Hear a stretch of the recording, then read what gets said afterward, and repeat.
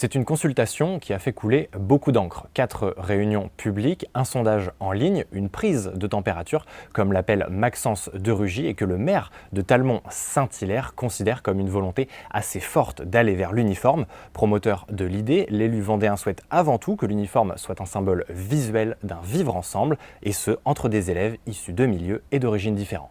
Le fait qu'on efface un petit peu nos différences, sur le climat scolaire aussi, des choses très positives en disant on enlève un peu nos marques, la surconsommation pour dire que finalement à l'école il y a un petit côté de prestige, il y a le côté uniforme, on est tous unis, forger déjà dans leur cœur cet esprit de groupe, cet esprit de corps. On n'est pas qu'un individu, on fait partie d'un corps tout entier, d'une société. Alors concrètement, quelle forme pourrait prendre le développement de l'uniforme à Talmont-Saint-Hilaire?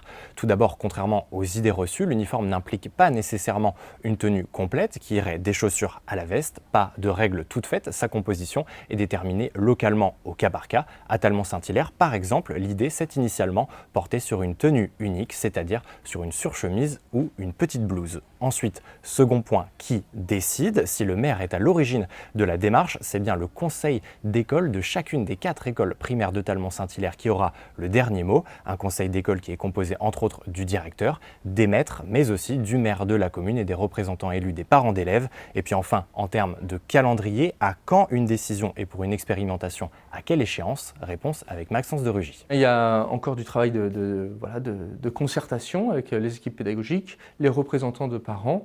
Et au premier trimestre, nous irons devant les conseils d'école. Chacun votera en âme et conscience pour une mise en place potentielle à la rentrée de septembre 2024. Autre élément clé côté financier, si les uniformes débarquent à l'école, les parents ne devraient pas avoir à mettre la main au portefeuille. Les dépenses se feraient à 50-50. D'un côté, l'État, de l'autre, les collectivités locales. En clair, cela signifie que les contribuables de la commune de Talmont-Saint-Hilaire participeront indirectement et à hauteur de 50% au financement de la mesure. L'idée, c'est que ça ne vienne pas peser en plus sur les familles. Donc il y a une question de solidarité nationale et locale. C'est à peu près un budget qu'on établit à 10 000 euros par an. Et donc voilà, ça sera une manière aussi de contribuer à la tenue des enfants. Et donc c'est peut-être aussi une économie pour les parents. Uniforme ou pas uniforme, la décision est donc maintenant suspendue aux décisions des conseils des 4 écoles primaires de Talmont-Saint-Hilaire.